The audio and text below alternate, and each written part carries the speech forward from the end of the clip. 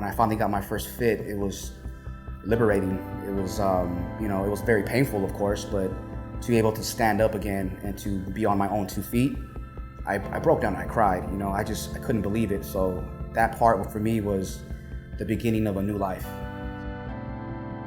I could see where this could really change your outlook on yourself, change your self-identity.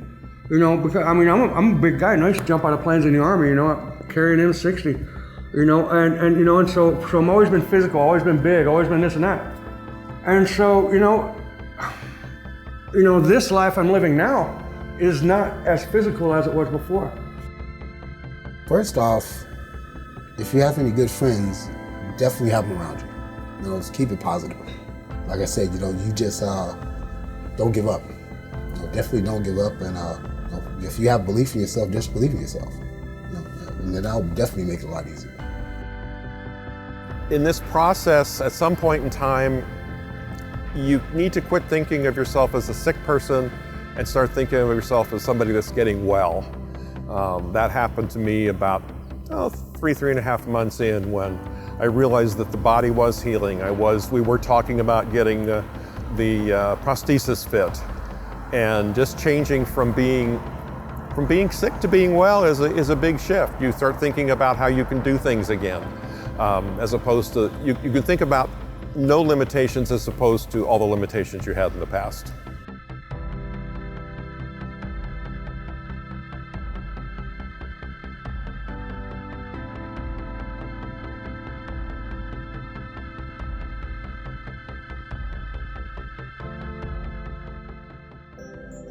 My name is Carlos Gonzalez Jr. I'm from San Francisco, born a native, and 10 years ago, I suffered a pretty traumatic injury that resulted in above the knee amputation.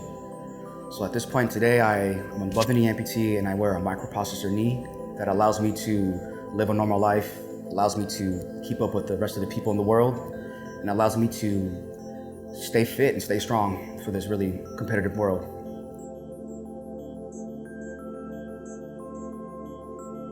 I'm Mark Dreyer. In August of 2014, my lower left leg and foot was amputated due to an ongoing medical condition that just wouldn't heal.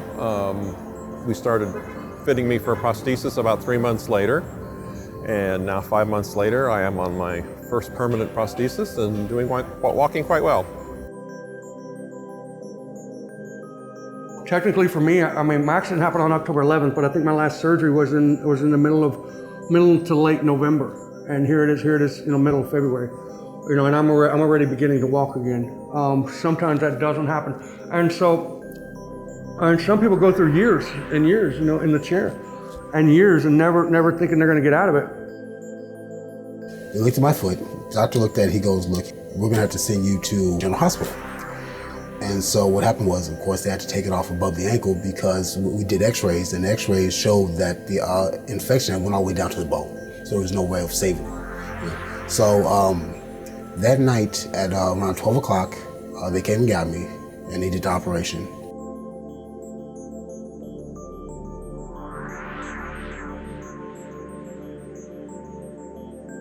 For me personally, it took about multiple surgeries because I had a problem with my prosthesis in the beginning because of my residual limb had infections, and pretty much I had to wait a full year before I was able to even walk. So for me, that was a pretty frustrating part. Because I was in the wheelchair for the first 3 months. Since the amputation, it's taken me about 4 months to get comfortable walking on the prosthesis with no assistance. Up until about a month ago, I was using the wheelchair at times and using a cane to get around. Yeah, I got my leg within 3 months. I started off putting the prostheses on and walking with a walker. I started with that first, to get my balance, to get used to it and everything, and having to teach myself how to walk. I started walking with the cane. So maybe about 3 weeks with the walker, and then I started walking with the cane, and then after I started walking with the cane, everything was just came together. It was a lot easier. They actually told me that it would be better not to even get a prosthesis, honestly, because of the abrasions that I will get, the pain, just the struggle of it, But I was demanding about it. I wanted to get me a fit. I did research on other amputees who are even higher. be at my level of my amputation. So that first few months was probably the pain of the skin, getting used to that raw feeling of getting it rubbed against something else that was like a foreign object.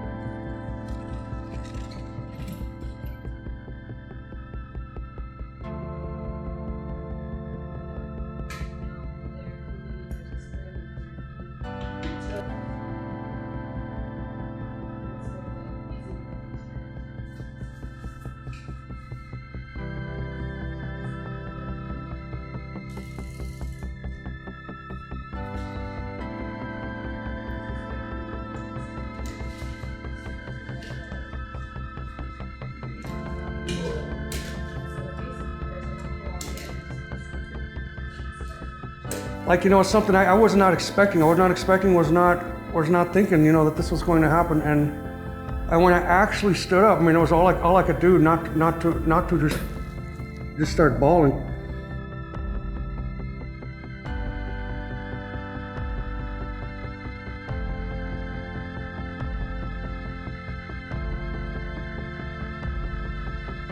When I stood up, all the emotions of the reality of it, of actually standing up and realizing that life was about to change, and that life is changing. It's not about to, it is changing. That was a huge moment.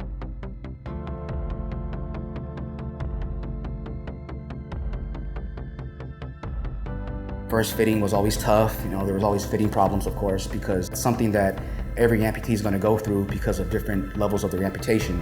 They're not going to be able to just put it on and expect to fly, go out there and bang it out and stuff. So, I had that ambition as well, but you really have to learn to accept the small steps before you take the big leaps.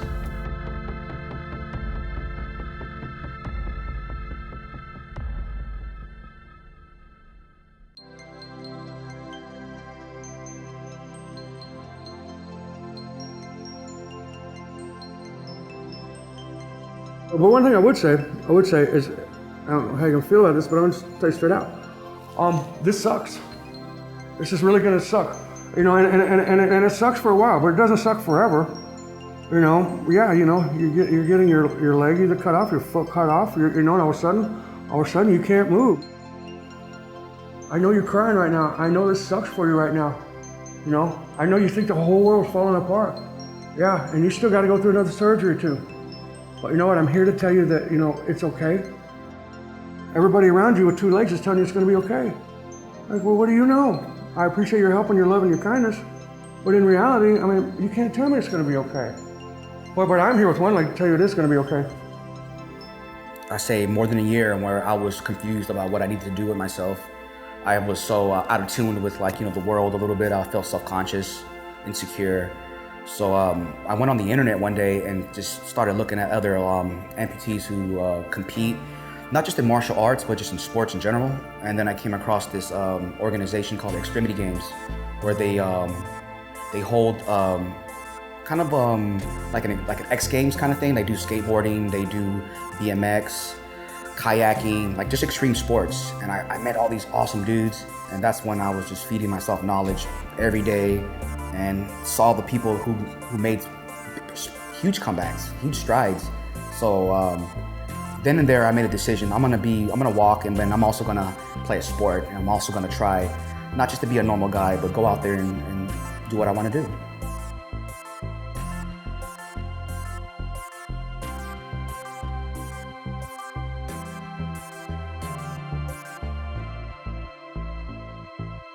I consider myself a really active amputee because I just don't do one thing. Like, I'm all over the place. So, I train really hard. The main thing is to trust your prosthesis and just if you really want to get places in life, you have to train for it.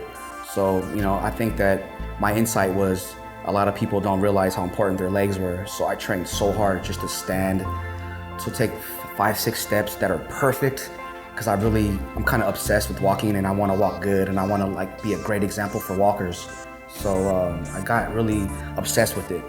But my obsession was actually a good thing because it led to me to realize that no matter what position I'm in, I'm always finding a way to walk, move, maneuver, and I just surprised myself a lot with that. So with that being said, everyday life is frustrating, it's hard, but if you have the drive and the desire, then you get over those things. You get stronger, more up here. Physically, anyone can be strong physically, but if you have the mindset, it can really set a future for you because you get stronger. You realize that, you have a couple bad days, whatever, it's okay, Just gotta stay positive, stay focused. Don't give up. Definitely don't give up. And if you have belief in yourself, just believe in yourself. And that'll definitely make it a lot easier. One of the final things I would say is ask questions and communicate. If you're doing something that's very painful or you don't know how to do it, maybe there's a different way things can be done. And keep with your work. As recently as this past week, I spent some time with my physical therapist to figure out how to get up and down a ramp a little simpler. And we spent a half an hour, and now I have that better piece of the puzzle. You keep smiling, things can, your day gets better. So I want to face the day. I'm not scared of it like I used to be. I'm ready to face the day and the obstacles ahead of it.